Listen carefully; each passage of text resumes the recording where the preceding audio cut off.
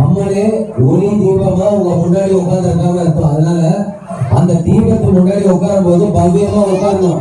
வேடிக்காங்க இங்கே பார்த்துட்டு இருக்க கூடாதுமா, அக்கம் பக்கத்துல பேசக்கூடாது.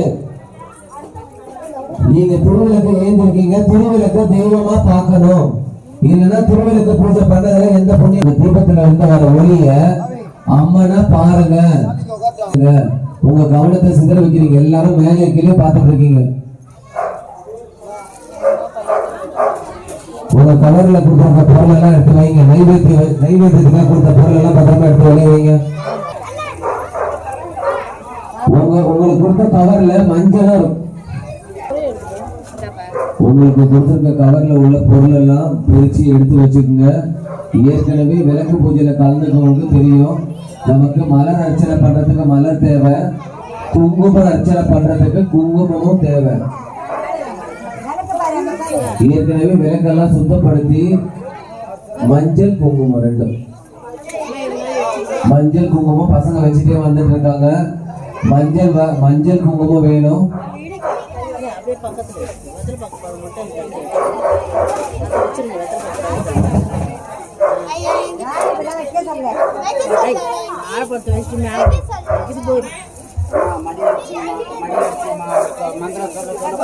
உங்களுக்கு எல்லாருக்கும் பேப்பர் கப்ல தண்ணியும் கொடுப்பாங்க.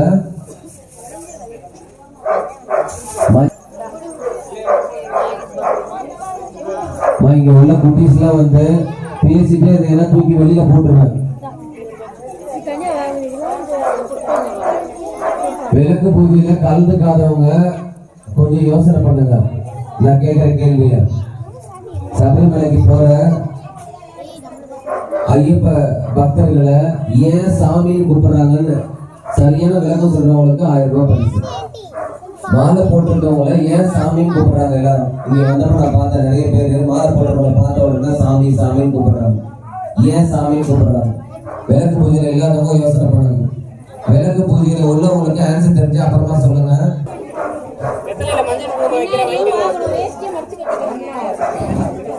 மாலை போட்டவங்க நீங்க பாத்தீங்கன்னா சாமின்னு கூப்பிடுவாங்க, பாத்துருக்கீங்களா? ஏன் சாமின்னு கூப்பிடுறாங்க? அவங்க சாமியா?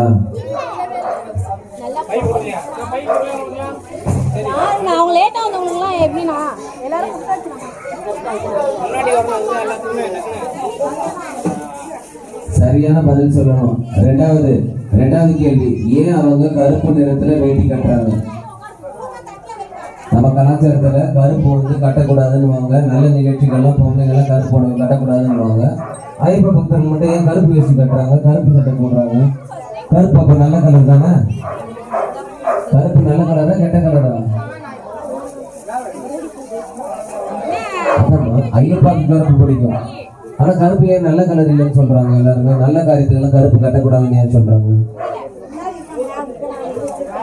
மூணாவது கேள்வி, எல்லா கோயில்லையும் உள்ள அம்மன் சிலை கருப்பா தான் இருக்கு. அப்ப கருப்பு நல்ல கலர் தான் கெட்ட கலர் தான்?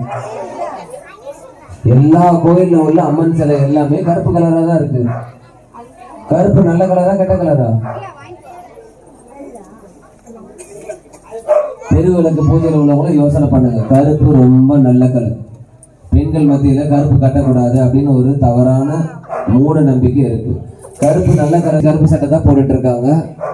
ஐயப்பனுக்கு மட்டும் இல்ல, இந்த பிரபஞ்சத்துக்கு கருப்பு பிடிச்ச கலர். கருப்புல சக்தி அதிகமா இருக்கு. அடுத்த தடவை கோயிலுக்கு போகும்போது கருப்பு கட்டக்கூடாது, புடவையில கருப்பு இருக்கக்கூடாது, வேஷ்டியில கருப்பு இருக்கக்கூடாதுன்னு சொல்லாதீங்க. அம்மன் கோயில பார்க்கணும், வேடிக்கை பார்க்க கூடாது. அந்த திருவிளக்கு கொஞ்சம் அந்த ஒளி அலாஞ்சதுன்னா அதை அலாயாம பாத்துக்குங்க. அது அலாயாம பாத்துக்குங்க. திரிய கொஞ்சம் அட்ஜஸ்ட் பண்ணிக்கோங்க. விநாயகர் அர்ச்சனை குருசாமி ரொம்ப வேகமா முடிக்க சொல்லியிருக்காரு. அதனால கடகடன் முடிச்சிடலாம். முடிக்கும் போது உங்க கவனம் சிதறாம இருக்கணும். திருவிளக்கு பூஜையினுடைய முழு பலன் கிடைக்கணும்னா பூஜை பண்றவங்க மட்டும் இல்ல, சுத்தி உள்ளவங்களும் கோஆபரேட் பண்ணணும். சொல்றாரு அதே மாதிரி ஒரே சின்னோட அதுக்கு பூஜை பண்ணீங்கன்னா அவக்கான பத்தியா ஒரு கலியுகம் வருத கேட்டதான் அள்ளி அள்ளி கொடுப்பா. அவங்க அம்மா மாதிரி அந்த மாதிரி வாரி வல்லறவன் அவர் சொல்ல சொல்ல அந்த தகுந்த மாதிரி அதுக்கு பூஜை பண்ணுங்க. அங்க பணம் கொடுக்கணும், இங்க போனா அங்க போனா, இந்த நகை வாங்கணும் அந்த நகை வாங்கணும், நீ யாரும் மனசுல நினைக்காதீங்க. சாமி சரணமே காணுமே. சாமியே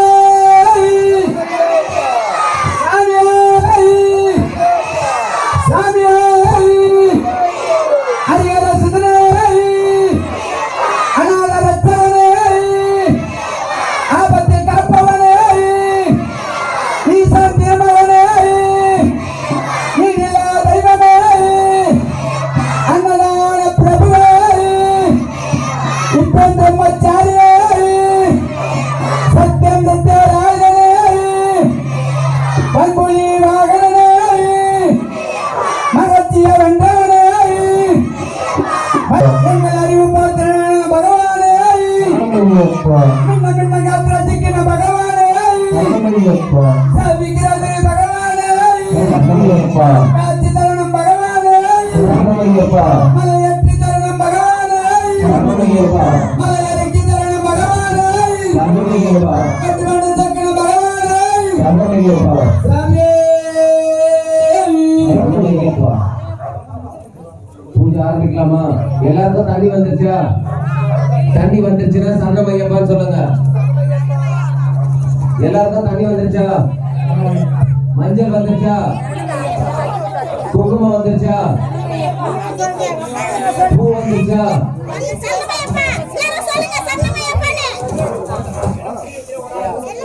சத்தம் கேட்கல. சரணம் ஐயப்பா சத்தமா சொல்லுங்க. உங்ககிட்ட கொடுத்திருக்கிற மஞ்சள்ல தண்ணிய கொஞ்சமா நினைச்சிட்டு அந்த மஞ்சள்ல பிள்ளையார் புடிச்சு வச்சிருங்க. பிள்ளையார் புடிச்சு வச்சுட்டீங்கன்னா சன்னல உள்ள ஜீவராசிகள், ஓரறிவு உள்ள தாவரம் முதற்கொண்டு, ஈரறிவு உள்ள நத்தை, 3 அறிவு உள்ள நண்டு, 4 அறிவு உள்ள மிருகங்கள், 5 அறிவு உள்ள பிராணிகள், 6 அறிவு உள்ள நம்மள மாதிரி மனிதர்கள். உங்களுக்கு யாருக்காவது சொர்க்கத்துக்கு போகணும்னு ஆசை இருந்தா இந்த பூஜையை ஆத்மார்த்தமா பண்ணுங்க. சர்வே சந்து நிராமயா சர்வே பத்ராணி பஷ்யந்து மா கசித் கபாக் பவே. அப்படின்னா இந்த உலகத்தில் உள்ள எல்லா ஜீவராசிகளும் நோய் இல்லாம வாழணும் அப்படின்னு சொல்லிட்டு நம்ம வேண்டியிருக்கோம். கணபதி உங்க முன்னாடி பிள்ளையார பிடிச்சிட்டீங்கன்னா கணபதிக்கான வாழ்த்து பாடல் உங்க எல்லாருக்கும் தெரிஞ்ச பாடல் தான். 5 கருத்தரை பாட போறோம். கையெழுத்து கொண்டுங்க. ஃபர்ஸ்ட் கணபதியை கையெழுத்து கும்பிட்டுட்டு அந்த கணபதி பாட்டலை பாட போறோம். 5 கரத்தினை கூடவே சொல்லுங்க. 5 கரத்தினை புந்தியில் வைத்தடி போற்றுகின்றேன் நெஞ்சில் வைத்தடி போற்றுகிறேன். விநாயகரை வணங்கியாச்சு, கும்பிட்டுங்க, கையறக்கலாம். கூடவே ஒரு தகவல், விநாயகரை ஏன் வணங்கணும்? விநாயகர் தான் முழு முதல் கடவுள். விநாயகரை இந்த பாடலே நம்ம ஞான கொழுந்தனும் சொல்லியிருக்கோம். விநாயகரை வணங்குறவங்களும் ஞான கொழுந்தா ஆவாங்க. எப்படின்னா 2 விஷயம் பண்ணணும். இப்ப நம்ம திருவிழா கோயில் இருக்கிறதுனால பண்ண முடியாது. முதல் விஷயம், விநாயகரை கும்பிடும் போது நம்ம தலையை நாமளே கொட்டிக்கணும். எல்லாரும் கொட்டிக்கலாம் 3 தடவை. இன்னொன்னு, தோப்பு கரணமும் போடணும். இது 2ம் பண்ணோம்னா நிஜமாவே நம்ம ஞான கொழுந்தா ஆகும். ஸ்கூலுக்கு போற பிள்ளைங்க எல்லாமே விநாயகரை கொட்டிங்கன்னா நிஜமாவே ஞான கொழுந்தா ஆவீங்க. 2 விஷயம் பண்றோம், தலையை கொட்டிக்கிறோம், போடுறோம். தோப்பு கரணம் போடும்போது அறிவியல் ரீதியா நம்ம உடம்பு